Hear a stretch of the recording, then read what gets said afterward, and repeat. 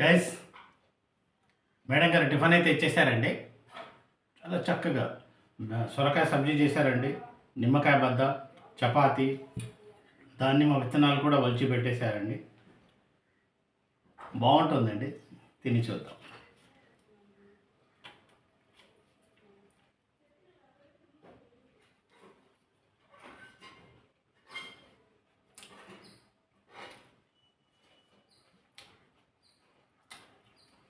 Beautiful, టేస్టీగా ఉందండి.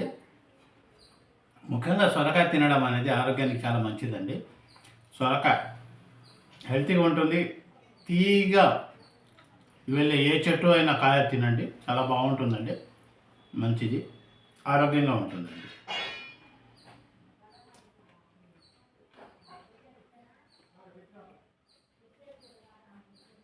చాలా బాగుందండి గైస్.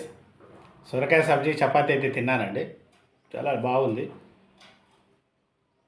టేస్టీగా ఉంది. కాల్షియం అండి, ప్రోటీనబుల్గా ఉంటుంది, బాగుంటుంది. మీరు కూడా ట్రై చేసి చూడండి, చాలా టేస్టీగా ఉంటుందండి. ఇలాగే హెల్త్ ఫుడ్ తింటున్నాం, ముందుకు వెళ్తున్నాం. నా బ్లాగ్స్ చూస్తుండండి, లైక్ చేస్తుండండి, సలహాలు ఇస్తుండండి.